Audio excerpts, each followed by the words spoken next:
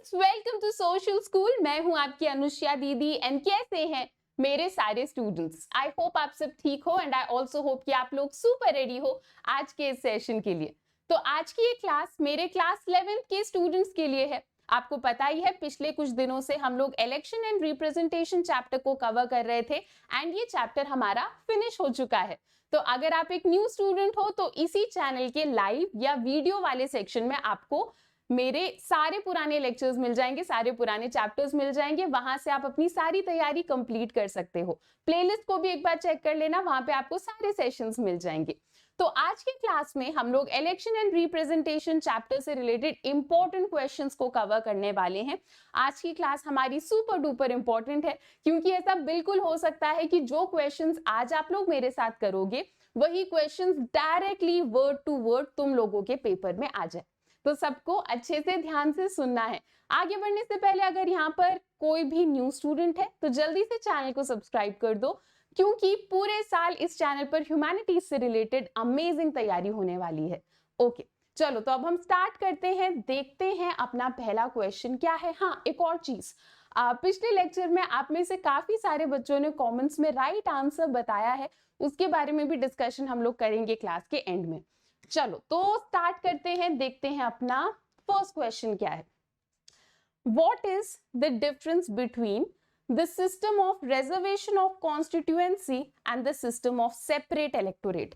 यहां तक क्वेश्चन को समझ लो। यहां तक आपसे पूछा जा रहा है कि यार बता दो सेपरेट इलेक्टोरेट के सिस्टम में और रिजर्वेशन ऑफ कॉन्स्टिट्यूएंसीज के सिस्टम में क्या फर्क है। ठीक है, यहां तक तो इतना ही पूछा है। आगे बढ़ते हैं। Why did the constitution makers reject the letter? आपसे पूछ रहे हैं कि हमारे जो कॉन्स्टिट्यूशन मेकर्स हैं, जिन लोगों ने हमारा संविधान बनाया, उन लोगों ने सेपरेट इलेक्टोरेट के सिस्टम को रिजेक्ट क्यों कर दिया। ठीक है, तो क्वेश्चन आ गया समझ। अब हम लोग आंसर को देखते हैं। सेपरेट इलेक्टोरेट के सिस्टम में क्या होता है, देखो ये दोनों ही सिस्टम, सेपरेट इलेक्टोरेट और रिजर्वेशन वाले ये सिस्टम, ये दोनों ही सिस्टम इस उम्मीद के साथ लाए गए थे कि जो ऐसे कम्युनिटीज हैं जो माइनॉरिटी में हैं या जो थोड़े बैकवर्ड हैं, हम उनको प्रमोट कर पाए। ठीक है, तो सेपरेट इलेक्टोरेट में फॉर एग्जाम्पल ऐसी एक एग्जाम्पल उठा लेते हैं।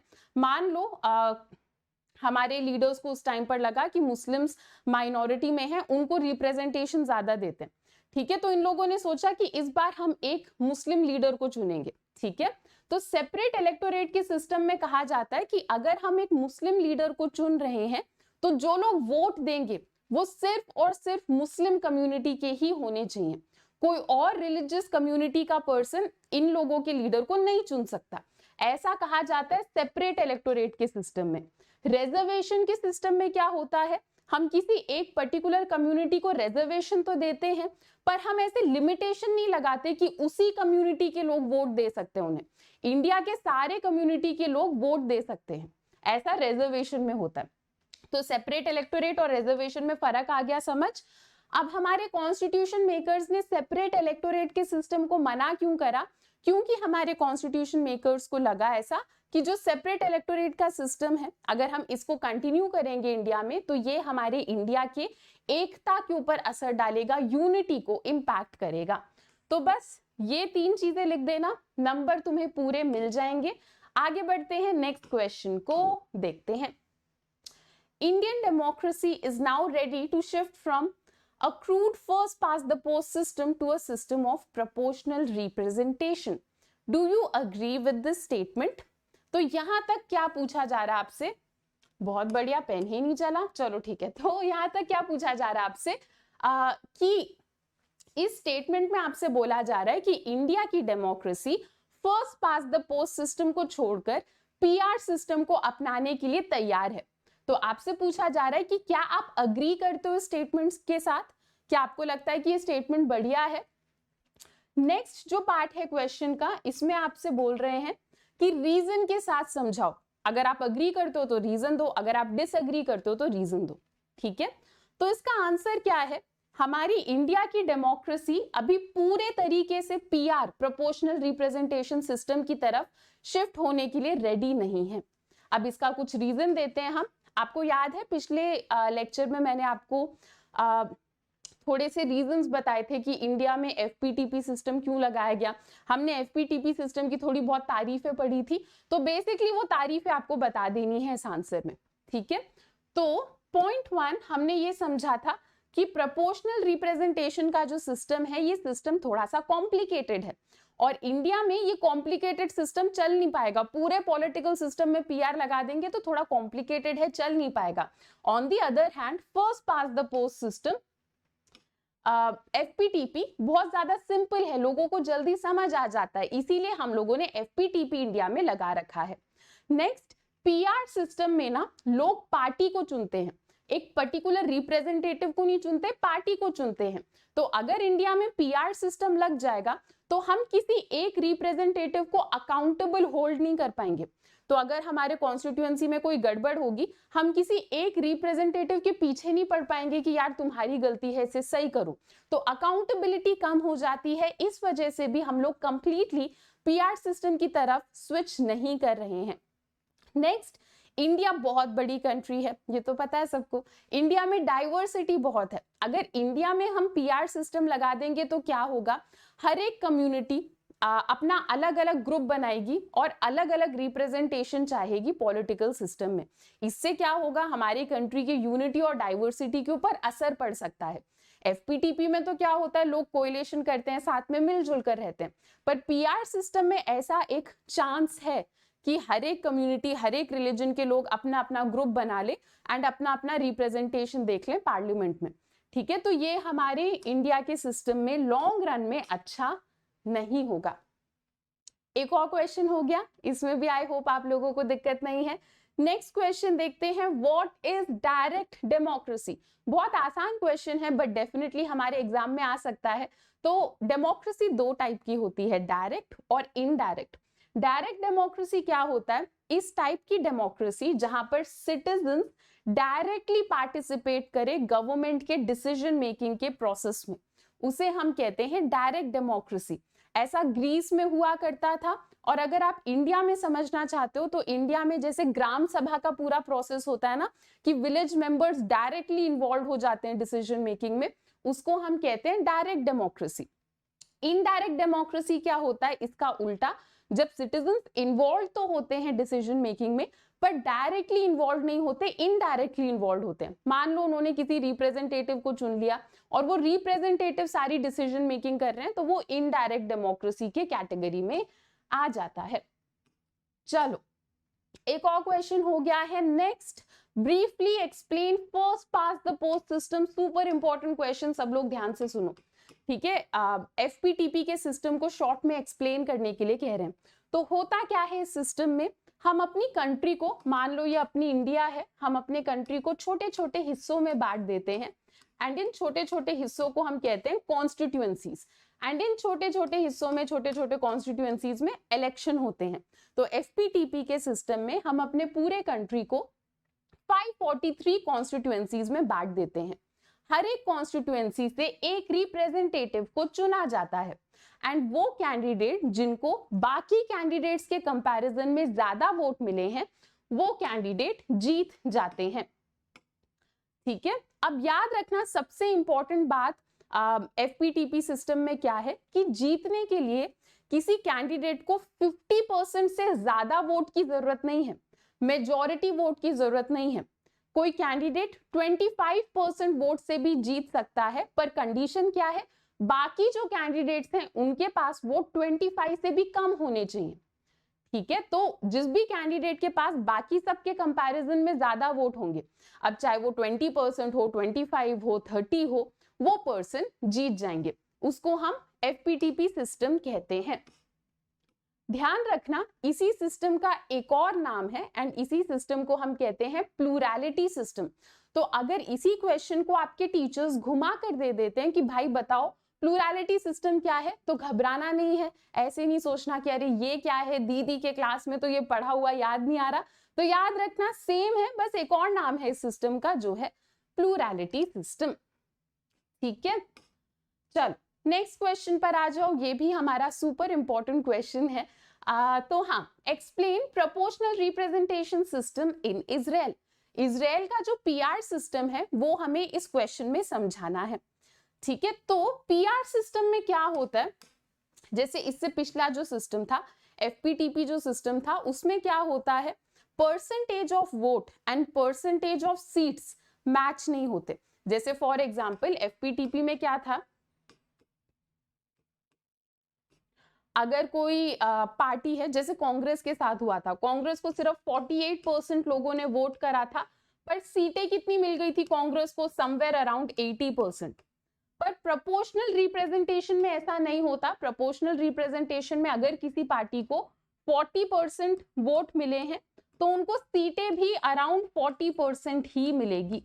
ठीक है, तो प्रोपोर्शनल रिप्रेजेंटेशन में क्या होता है, पार्टी को पार्लियामेंट में सीट प्रोपोर्शनल तरीके से दिए जाते हैं, जितना वोट उतने ही सीट्स दिए जाते हैं। ठीक है, तो ऐसा इजराइल में होता है। इसका एक फायदा क्या है, जो स्मॉलर पॉलिटिकल पार्टीज होती हैं उनको भी रिप्रेजेंटेशन मिलता है।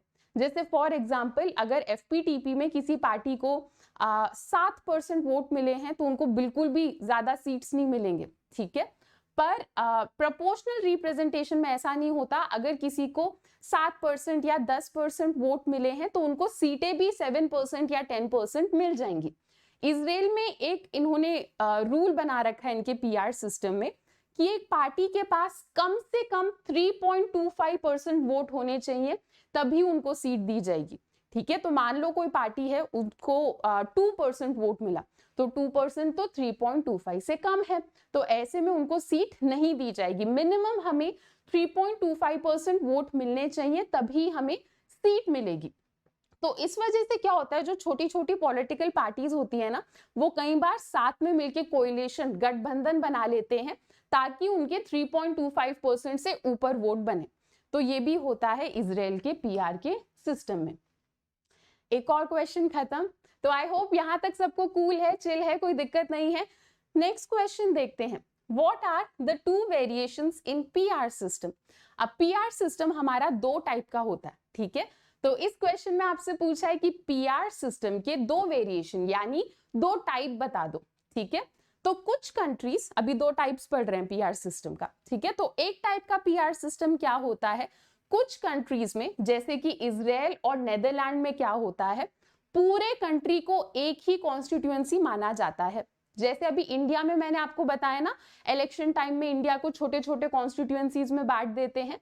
इजराइल और नेदरलैंड में ऐसा नहीं होता। ठीक है, तो पहले टाइप के पीआर सिस्टम में पूरे कंट्री को एक ही कॉन्स्टिट्यूएंसी की तरह ट्रीट करा जाता है। ओके, जो दूसरा टाइप का पीआर सिस्टम होता है उसमें क्या होता है, कंट्री को छोटे छोटे कॉन्स्टिट्यूएंसीज में बांट दिया जाता है। ऐसा होता है अर्जेंटीना और पोर्चुगल में। ठीक है, तो ये हमारे 2 वेरिएशंस हो गए पीआर सिस्टम के। ठीक है, नेक्स्ट क्वेश्चन क्या है, how does PR work in Rajya Sabha election. तो ऐसा नहीं है कि पीआर सिस्टम को इंडिया में बिल्कुल फॉलो नहीं करा जाता, एक लिमिटेड स्केल में, और पीआर को हल्का सा मॉडिफाई करके हम लोग भी यूज करते हैं, जैसे हमारे राज्यसभा के इलेक्शन में यूज होता है। तो आपसे पूछा जा रहा है कि जरा एक्सप्लेन कर दो यार कि राज्यसभा के इलेक्शन में पीआर का सिस्टम कैसे काम करता है। तो हमने एक फॉर्मूला बना रखा है राज्यसभा के इलेक्शन के लिए। फॉर्मूला ये है, ध्यान से देखना सब फॉर्मूला को। अगर ये क्वेश्चन आता है तो तुम्हें ये फॉर्मूला लिखकर ही आना है, इसी के नंबर हैं, तो ये फॉर्मूला याद करो। Total votes polled upon total number of candidates to be elected +1, ये सब ब्रैकेट में है। जो आंसर आएगा उसके साथ एक और +1। ठीक है, अब समझ लो इस फॉर्मूला को। टोटल वोट्स पोल्ड मतलब कितने लोग वोट दे रहे हैं। ठीक है, तो जैसे मान लो अगर कोई इलेक्शन है उसमें 2000 लोग वोट दे रहे हैं तो यहां पर मैं लिख दूंगी 2000 upon total number of candidates to be elected, मतलब कितने लोग इलेक्शन में खड़े हुए हैं। अगर 4 लोग खड़े हैं इलेक्शन में तो यहां पर हम क्या लिखेंगे, 4 +1। ठीक है, जो भी आंसर आएगा हमारा 4 + 1 5, 2000 अपॉन 5, ये ब्रैकेट में। ठीक है, 40 और यहाँ पे है +1 तो 41। तो ये हमारा फॉर्मूला होता है। तो राज्यसभा के इलेक्शन में क्या होता है, हम ये फॉर्मूला लगाते हैं पहले तो। ठीक है, फॉर्मूला के बाद जो भी आंसर आता है, मान लो हमारा नंबर अगर मैं चेंज भी कर दूं, मान लो हमारा आंसर आ गया 50, ठीक है, या फिर कुछ और नंबर आ गया, तो हम फॉर्मूला लगाते हैं और जो भी आंसर आता है, ठीक है, इस आंसर के अकॉर्डिंग विनर को डिसाइड करा जाता है। कैसे? तो अगर ये आंसर आया, 50 आंसर आया, तो इसका मतलब ये है कि राज्यसभा के इलेक्शन में कोई एक ऐसा कैंडिडेट जिसे 50 या 50 से ज्यादा वोट मिले हैं वही इलेक्शन को जीतेंगे। ठीक है, तो जीतने के लिए मिनिमम 50 वोट आपको चाहिए होंगे। ये हम इस फॉर्मूला से कैलकुलेट करते हैं कि वो मिनिमम नंबर कितना चाहिए होता है। ठीक है, तो एक एग्जाम्पल देख लो कि मान लो राज्यसभा के इलेक्शन में 4 लोग खड़े हैं और कुछ 200 जो लोग हैं वो वोट दे रहे हैं। ओके, तो ऐसे में क्या होगा, हम लोग अगर पीछे वाले फॉर्मूला में लगा देंगे इस सारे वैल्यूज को, तो आंसर हमारा 41 वोट्स बनेगा। अच्छा, तो मैंने यहाँ कुछ तो एक्स्ट्रा जीरो लगाया है ना, चलो भूल जाओ इस एक्स्ट्रा जीरो को। चलो आगे बढ़ते हैं। तो ये हमारा एक एग्जाम्पल हो गया, 200/4+1, तो 41 वोट्स हमारा बन रहा है। तो 41 वोट्स का क्या मतलब है यहाँ पे कि एक पर्सन को राज्यसभा के इलेक्शन में जीतने के लिए मिनिमम 41 वोट्स चाहिए होंगे, अगर हम इस एग्जाम्पल को फॉलो कर रहे हैं तो। ठीक है, चलो तो अब हम आगे बढ़ते हैं। अब हम एक ऐसे सिचुएशन को अज्यूम करते हैं कि हमने ये फॉर्मूला वगैरह लगा लिया, इलेक्शन कंडक्ट कर लिया, पर इलेक्शन कंडक्ट करने के बाद क्या होता है, हम देखते हैं कि एक ही पर्सन है जिसे 41 से ऊपर वोट मिल रहे हैं। ठीक है, पर राज्यसभा में 3-4 सीटों की वैकेंसी है, हमें 3-4 लोगों को इलेक्ट करना है। तो ऐसे में अब हम क्या करते हैं, मैं आपको वो बताती हूँ। ठीक है, तो मान लो ऐसे बहुत सारे कैंडिडेट्स हैं। एक हमारा कैंडिडेट है लूफी, लूफी को तो 42 वोट्स मिल गए, तो लूफी को तो हमने इलेक्ट कर लिया। बाकी ये जो 3 लोग हैं, इन तीनों के वोट्स 42 से ऊपर नहीं जा रहे, तो अब हम क्या करें, हमें चाहिए कोई तो एक और बंदा चाहिए हमें, तो हम क्या करते हैं, तो राज्यसभा के इलेक्शन में पता है प्रेफरेंस के बेसिस पे वोटिंग होती है। तो आपको एक बैलेट पेपर दिया जाता है, मान लो आप वोट दे रहे हो तो आपको एक पेपर दिया जाएगा, उस पेपर में आप अपनी प्रेफरेंस बताओगे। जैसे मान लो कि आपको लूफी सबसे ज्यादा पसंद है, तो आपका प्रेफरेंस 1 होगा लूफी। ठीक है, मान लो कि आपका सेकंड प्रेफरेंस है गोकू, आपको गोकू सेकंड सबसे ज्यादा पसंद है, तो सेकंड प्रेफरेंस हो गया गोकू। तो ऐसे हम अपनी प्रेफरेंस बताते हैं। ठीक है, तो ये सारा देखने के बाद मान लो ये रिजल्ट आ रहा है। ठीक है, तो ऐसे में हम क्या करते हैं, अब बोरुटो के पास सबसे कम वोट है, तो हम क्या करेंगे, जितने भी लोगों ने बोरुटो को वोट दिया है, हम उन लोगों के सेकंड प्रेफरेंस को देखेंगे। बोरुटो इन लोगों की फर्स्ट प्रेफरेंस थी, अब हम इन लोगों के सेकंड प्रेफरेंस को देखेंगे। मान लो 5 लोगों ने बोरुटो को वोट दिया था, पर इनके फर्स्ट प्रेफरेंस से तो काम नहीं चल रहा, तो ऐसे में हम देखेंगे इनकी सेकंड प्रेफरेंस क्या है। मान लो इन 5 लोगों की सेकंड प्रेफरेंस थी गोकू, तो ऐसे में बोरुटो के सारे 5 वोट चले जाएंगे गोकू को। अब गोकू को अगर एक्स्ट्रा 5 वोट मिल गए तो क्या होगा, गोकू के पास 42 से ज्यादा वोट हो जाएंगे और ऐसे में गोकू भी इलेक्शन को जीत जाएगा। ठीक है, तो इस तरीके से हमारा राज्यसभा का इलेक्शन होता है। बाकी जो हम लोगों ने पॉइंट वाइज डिसाइड करा, डिस्कस करा है, वो आप लोग लिख कर आ जाना, पूरे नंबर मिल जाएंगे। चलो आगे बढ़ते हैं, नेक्स्ट क्वेश्चन पर आ जाओ। What are the functions of election commission of India. Election commission of India के बारे में हमने काफी कुछ पढ़ रखा है, तो इस क्वेश्चन में आपको बताना है कि इलेक्शन कमीशन ऑफ इंडिया का फंक्शन क्या होता है, काम क्या होता है। पॉइंट 1, इलेक्शन कमीशन क्या करती है, वोटर्स लिस्ट को अप टू डेट रखती है। वोटर्स लिस्ट मतलब इलेक्शन के टाइम पर कौन कौन वोट देने के लिए एलिजिबल है, उन सबका नाम एक लिस्ट में लिखा जाता है, जिसको हम कहते हैं वोटर्स लिस्ट। तो इस वोटर्स लिस्ट को अप टू डेट रखना ये इलेक्शन कमीशन का काम होता है। तो हर साल बहुत सारे ऐसे लोग होते हैं जिनकी एज 18 होती है, 18 एंड अबव होती है, तो उनका नाम वोटर्स लिस्ट में ऐड करना इलेक्शन कमीशन का काम है। हर साल बहुत सारे लोगों की डेथ होती है, तो उन लोगों का नाम वोटर्स लिस्ट से हटाना हमारे इलेक्शन कमीशन का काम है। वोटर्स लिस्ट को अप टू डेट रखना इलेक्शन कमीशन का काम होता है।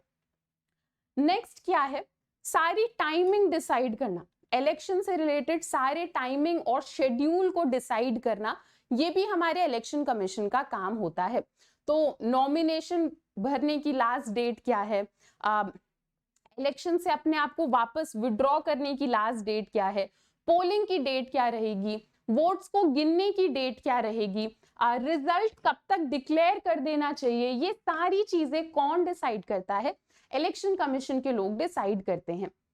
नेक्स्ट क्या आपको बता रहे हैं कि इलेक्शन कमीशन के लोगों के पास ये पावर भी होता है कि अगर किसी स्टेट में या कहीं पर भी इलेक्शन में कुछ गड़बड़ हो रही हो तो इलेक्शन कमीशन उस इलेक्शन को पोस्टपोन भी करा सकती है, इनफैक्ट कैंसिल भी करा सकती है। तो ये पावर भी हमारे इलेक्शन कमीशन के पास होता है। इलेक्शन के टाइम पर election commission model code of conduct निकालती है। Model code of conduct basically कुछ रूल्स होते हैं जो कि सारे पॉलिटिकल पार्टीज को इलेक्शन के टाइम पर फॉलो करना पड़ता है ताकि इलेक्शन के टाइम पर कोई करप्शन या ऐसी टाइप चीजें ना हो। तो ये काम भी इलेक्शन कमीशन का होता है। नेक्स्ट, इलेक्शन कमीशन अलग अलग पॉलिटिकल पार्टीज को रिकॉग्नाइज करती है एंड उनको अलग अलग सिंबल्स भी पकड़ाना इलेक्शन कमीशन का काम होता है। नेक्स्ट, इलेक्शन कमीशन के पास खुद की ज्यादा स्टाफ नहीं होते, खुद के ज्यादा ऑफिसर्स नहीं होते, तो इलेक्शन के टाइम पर गवर्नमेंट की जो एडमिनिस्ट्रेटिव मशीनरी है, मतलब गवर्नमेंट के जो ऑफिशियल्स होते हैं वो इलेक्शन कमीशन के नीचे काम करते हैं। तो उस टाइम पर इलेक्शन कमीशन के पास इन ऑफिसर्स को ऑफिसर से काम निकलवाने की पावर होती है। इलेक्शन कमीशन के लोग इन ऑफिसर्स को इस टाइम पर ट्रांसफर करा सकते हैं, इनका ट्रांसफर रोक सकते हैं, इनके अगेंस्ट कोई एक्शन भी ले सकते हैं अगर ये लोग कुछ गलत करते हैं तो। ठीक है, तो ये भी बहुत इंपॉर्टेंट क्वेश्चन था, बिल्कुल ये क्वेश्चन आपके एग्जाम में आ सकता है कि इलेक्शन कमीशन के फंक्शन क्या है। आई होप आपको क्लियर हो गया है। आगे बढ़ते हैं, नेक्स्ट क्वेश्चन को देखते हैं। List few electoral reforms which are immediately required in our political system. कुछ ऐसे इलेक्टोरल रिफॉर्म्स के बारे में बताओ जिनको हमें जल्द से जल्द अपने पॉलिटिकल सिस्टम में लाना चाहिए। इलेक्टोरल रिफॉर्म का क्या मतलब होता है? बदलाव। तो आपसे इस क्वेश्चन में पूछा जा रहा है कि ऐसी कौन कौन सी चीजें हैं जो कि हमें अपने पॉलिटिकल सिस्टम में बदलने की जरूरत है। ठीक है, हमें सजेस्ट करना है। तो पहली चीज जो कि हमें बदलनी चाहिए वो ये है कि हमें विमेन को भी रिप्रेजेंटेशन देने का एक मौका देना चाहिए पार्लियामेंट में। तो अभी भी पार्लियामेंट में विमेन का रिप्रेजेंटेशन तो है पर बहुत कम है। तो हमें क्या करना चाहिए? हमें कोई प्रोविजन बनाना चाहिए, हमें कोई स्टेप लेना चाहिए जिससे हम ये देखें कि कम से कम पार्लियामेंट में 1/3 जो लोग हों वो विमेन हो। ठीक है, एक तो हमें ये करना चाहिए। नेक्स्ट हमें क्या करना चाहिए? हमें स्ट्रिक्ट रूल्स बनाने चाहिए ये देखने के लिए कि ऐसे लोग जिनके पास खूब सारा पैसा है वो मनी पावर को यूज करके इलेक्शन को ना जीतें। नेक्स्ट हमें ये भी देखना चाहिए कि ऐसे लोग जिनका कोई क्रिमिनल हिस्ट्री है, जो क्राइम कर चुके हैं, वो लोग पॉलिटिकल सिस्टम में ना आ पाए, ये देखने के लिए भी हमें कोई स्ट्रिक्ट सा रूल बनाना चाहिए। नेक्स्ट हमें कंप्लीटली ये चीज बैन कर देनी चाहिए कि कोई रिलीजियस या कास्ट के नाम पर वोट ले। ठीक है, रिलीजियस या कास्ट अपील्स को हमें कैंपेन में, लोगों के वोटिंग कैंपेन में, इलेक्शन कैंपेन में बिल्कुल भी इंक्लूड नहीं होने देना चाहिए। नेक्स्ट हमें ऐसे भी कानून बनाने चाहिए जिसके थ्रू पॉलिटिकल पार्टीज ट्रांसपेरेंट तरीके से और डेमोक्रेटिक तरीके से फंक्शन करें। ट्रांसपेरेंट मतलब ये लोग इस तरीके से काम करें कि हम लोगों को पता रहे कि ये लोग क्या कर रहे हैं। ऐसा नहीं कि ये लोग छुप छुपा कर कुछ करते रहें और जनता को पता ही ना लगे। इसी के साथ हम लोगों ने सारे इंपॉर्टेंट क्वेश्चंस को कवर कर लिया है। सो वेरी गुड, अब आप लोगों का ये चैप्टर ऑफिशियली फिनिश हो चुका है। एंड पिछले लेक्चर में मैंने आप लोगों से एक क्वेश्चन पूछा था एंड बहुत सारे बच्चों ने राइट आंसर दिया है। Very good. तो आई सेड कि जो भी बच्चे फास्टेस्ट राइट आंसर बताएंगे उनके लिए क्लैपिंग होगी क्लास में। तो भगत सिंह, अन्वेषा, सचिन पांडे और फोकस स्टडी, वेरी गुड, आप लोगों ने राइट आंसर बताया है। तो बहुत बढ़िया, जो भी बच्चे क्लास देख रहे हैं सब लोग क्लैपिंग कर दो इन स्टूडेंट्स के लिए। एंड इनके अलावा भी और भी बहुत सारे बच्चों ने राइट आंसर दिए हैं। तो मैं आप लोगों के कमेंट सेक्शन को देखती हूँ। वेरी गुड, आप लोग बहुत अच्छे से पढ़ाई कर रहे हो। I am so proud of you all. चलो, तो ये तो हो गई हमारी रिकॉर्डेड क्लास। पर अगर आप कभी मुझे लाइव देखना चाहते हो, कभी अगर आप लाइव क्लासेस में आना चाहते हो, तो हमारी फ्री लाइव क्लासेस भी होती हैं। And in free live classes का लिंक आपको इसी चैनल के कम्युनिटी के सेक्शन में मिल जाएगा या फिर आपको हमारे टेलीग्राम चैनल पर भी मिल जाएगा। इन फ्री क्लासेस को ज्वाइन करने के लिए आपको एक कोड यूज करना है और कोड है आपका अनुष्या। एंड क्योंकि आप लोगों ने डिमांड करी थी तो हम लोग एक डेडिकेटेड और ऑर्गेनाइज्ड ह्यूमैनिटीज का बैच भी स्टार्ट कर चुके हैं आप लोगों के लिए। तो अगर आप लोगों का बहुत ही बड़े बड़े सपने हैं, बहुत एम्बिशियस हो, अगर आप एक एवरेज स्टूडेंट से हटकर कुछ अलग करना चाहते हो तो ये बैच आप लोगों के लिए है। इस बैच में हम आप लोगों को 4 सब्जेक्ट्स दे रहे हैं, इकोनॉमिक्स, ज्योग्राफी, पॉलिटिकल साइंस और हिस्ट्री। एंड इन बैचेस को ज्वाइन करने के लिए नीचे आपको वीडियो के नीचे डिस्क्रिप्शन में एक लिंक दिखेगी, आप उस लिंक को क्लिक करके बैचेस के सारे डिटेल्स को एक्सप्लोर कर सकते हो। फिलहाल हमारे अनअकैडमी में चल रहा है 25% तक का ऑफ हमारे सीबीएसई के सारे कोर्सेज में, तो ये परफेक्ट टाइम है हमारे बैच को ज्वाइन करने का। पर ध्यान रहे ये जो डिस्काउंट है ये बहुत लिमिटेड टाइम के लिए है, सिर्फ और सिर्फ जून 17 तक है। तो कोशिश करना कि आप हमारे बैच को जून 17 से पहले ज्वाइन करो। एंड हाँ, अगर आप चाहते हो कि आपको ये 25% डिस्काउंट मिले तो मेरा नाम ही काफी है, आपको एक कोड यूज करना है अनुष्या, ताकि आपको अनअकैडमी में मैक्सिमम डिस्काउंट्स मिले। ठीक है, चलो तो बाकी टेलीग्राम का जो लिंक है उसका लिंक भी आपको इसी वीडियो के डिस्क्रिप्शन में मिल जाएगा। अब ये चैप्टर फिनिश हो गया है तो इस चैप्टर से रिलेटेड नोट्स भी मैं आपको टेलीग्राम पर ही दूंगी। एंड क्लास रिलेटेड अपडेट्स भी टेलीग्राम पर आते हैं, तो टेलीग्राम चैनल को भी ज्वाइन कर लेना। चलो स्टूडेंट्स, तो अभी के लिए इतना ही, आज मुझे इतना ही कराना था आप लोगों को। बाकी मुझे कमेंट सेक्शन में जरूर बताना कि आपको क्लास कैसी लगी। Show some love and support in the comment section. मुझे ये भी बताना कि आपको नेक्स्ट चैप्टर क्या चाहिए। चलो स्टूडेंट्स, तो अभी के लिए इतना ही, दैट्स इट फॉर नाउ। मिलते हैं अपने नेक्स्ट लेक्चर में। Till then bye bye, take care and thank you.